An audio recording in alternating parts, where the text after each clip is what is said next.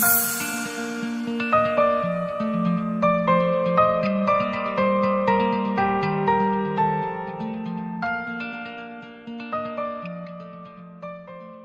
étudiantes, chers étudiants, très heureux de vous retrouver dans cette 11e capsule qui porte sur 2 thèmes complémentaires: comment réussir vos présentations orales, c'est-à-dire vos exposés, et comment participer à un débat. Commençons d'abord par définir l'exposé. Disons simplement que l'exposé est une communication orale qui consiste à présenter de façon structurée et concise des informations et un point de vue personnel sur un sujet donné. Ainsi, 2 conditions indispensables fondent cet exercice: la préparation et la présentation. La réussite de l'exposé oral repose sur la maîtrise du contenu et la maîtrise de soi. Il s'agit d'abord d'avoir une connaissance du thème de l'exposé. On ne peut parler que de ce qu'on connaît.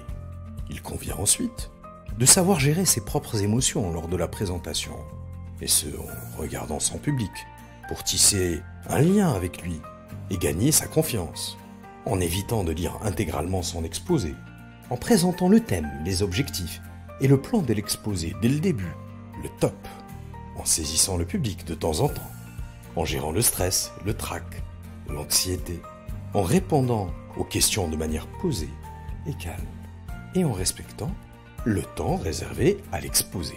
Quant au débat, il consiste en l'examen d'un problème entraînant une discussion animée ou dirigée, selon le dictionnaire Larousse. Le débat suppose donc que les participants ne soient pas obligatoirement du même avis. Pour réussir vos débats, appliquez les règles suivantes. Choisir un thème intéressant, préciser son domaine, ses enjeux, son originalité. Connaître mon public, son niveau intellectuel, ses attentes. Planifier mon intervention. Elle doit être concise, progressive, pratique. Utiliser un langage adapté, un lexique à la portée, des phrases simples. Rester ouvert au point de vue de l'autre, même quand il n'est pas d'accord avec moi. Écouter les autres participants attentivement et m'intéresser à ce qu'ils disent.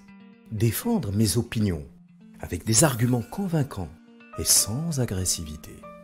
Être conscient que je ne peux pas avoir raison tout le temps.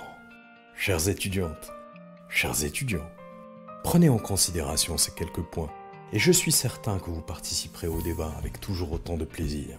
Savoir parler et savoir participer à un débat sont 2 compétences essentielles dans la vie d'un étudiant. Au revoir et à la prochaine vidéo qui portera sur la préparation aux examens.